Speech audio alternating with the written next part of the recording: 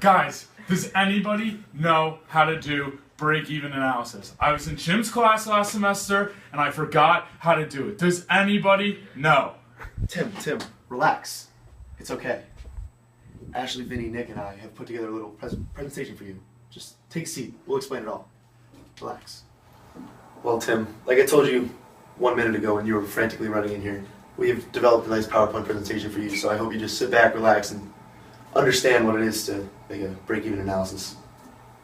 The first thing that comes with an analysis is the assumptions. First, the variable and fixed costs are known and they're constant throughout the entire problem. The selling price per unit remains constant, and there will be no inventory in the problems we're going to show you. That gets a little too complex. The units produced equals the units sold. In this problem too, Tim, we're going to ignore the time value of money. There's no interest. The only interest is you learning. The methods in computing break-even point, there's 4. Contribution margin income statement method, the equation method, the unit contribution margin method, which is the one we're going to be showing you today, and the graphic method. Now, Tim, you may be asking yourself, what is a contribution margin? Well, I'll tell you. It is the selling price minus the variable cost. That equals the contribution margin. It equals the amount of sales left over after variable expenses that contribute to covering fixed expenses. The contribution margin indicates why operating income changes as the number of units sold changes. And it is important to note that per unit contribution margin remains stagnant as long as the selling price and variable expenses remain constant. The formula for break-even is the fixed expenses divided by the unit contribution margin gives us our break-even in units. Our desired profit before tax is our fixed expense plus our desired units divided by the unit contribution margin, which equals our number of units needed to sell. And desired profit after tax is fixed expenses plus desired profit divided by 1 minus the tax rate divided by our contribution margin. Well, Tim, we've prepared a practice problem for you. Shim's Brims is producing and selling hats. The selling price per hat is $20. Variable cost per unit is $12, and the total monthly fixed cost is $50,000. We need to compute the monthly break-even in unit and sales. We also need to compute how many units should Shim's Brim sell to have a desired target profit before taxes of $100,000. How many units should Shim's Brims sell to have a desired profit after taxes of $140,000, given that their tax rate is 25%. So, to compute their unit contribution margin, we take $20, subtract out 12, and we get $8 of contribution. Then to compute break even, we take $50,000 divided by 8, we get 6,250 hats. Then to compute the break even in sales, we take 6,250, multiply that by the sales price of $20,000, and we get $125,000. Now we need to compute our break even, or we need to compute desired profit of $100,000 before taxes.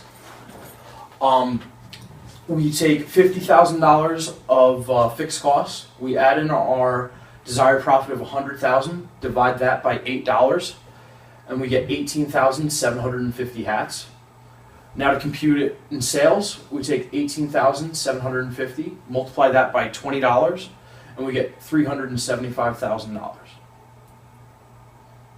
Lastly, we have a desired profit of $140,000 after taxes.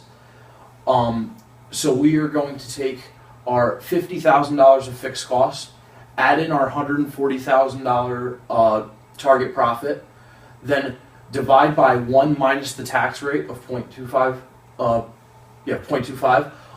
then divide that by our contribution margin of $8, which will give us 31,667 hats. And then to compute that in sales of dollars, or in terms of dollars, it would be 31,667 multiplied by 20, which would give us 600,000 or 633,340.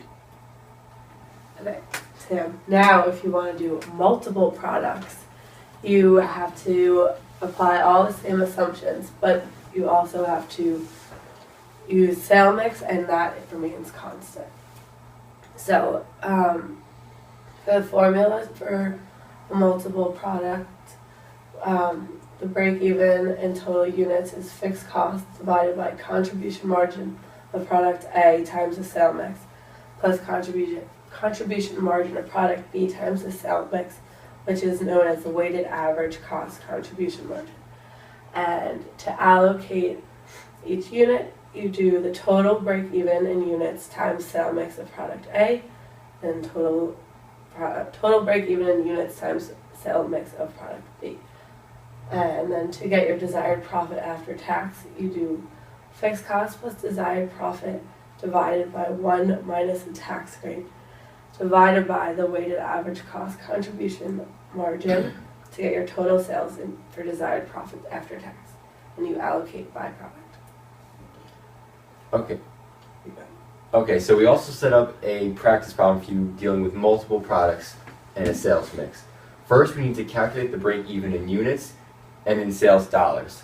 Then we have to calculate an after-tax profit of $1,100,000 at a tax rate of 25%.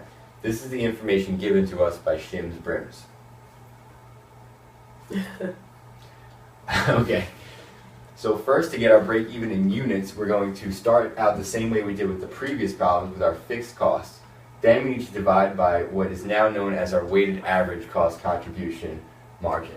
This is going to be our contribution margin of each product times the percentage of total sales that they are responsible for. So in this case, we're going to take our given fixed cost of $180,000 divided by our weighted average cost contribution margin, which comes out to 11, thus making our units needed to break even 16,364.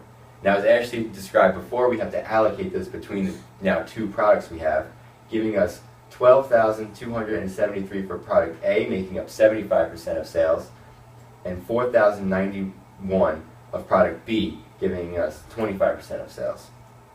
Now, to take this further into sales dollars, we're going to multiply the units times the selling prices. For product A, we need total revenues of $245,460 and $61,365 for product B, giving us total sales of $306,825. Now, you might want to take this a step further and calculate your profit after tax. To do this, we're going to start out the same way we did without multiple products, with our fixed cost plus our desired profit divided by 1 minus tax rate. This is going to come out to $1,280,000. Next, we're going to divide by our weighted average cost contribution margin, which we used in the previous problem. This turns out to be $1,706,667 divided by 11, giving us 155,152 units needed. Now, the last part was going to get tricky. This time we're going to have to, instead of weighted cost average contribution margin, we're going to have to use the ratio, which is going to be our contribution margin divided by the selling price of each product. We've taken this a step further for you, and we've done that calculation already. Our contribution margin ratio for product A is 60%, and for B it's going to be 53%. Now we're going to keep the numerator the same because we have the same desired profit of 1,706,667, and we're going to now divide by the weighted average cost margin ratio. This gives us 1,706,667 divided by 58.25%, making our total sales needed $2,929,900. Tim, after this little presentation we put together for you, how are you feeling about break-even analysis now? Very good. Now, my only question is, where can I get one of these Shims Brim? They're going to be pretty exclusive, but I think you know a guy.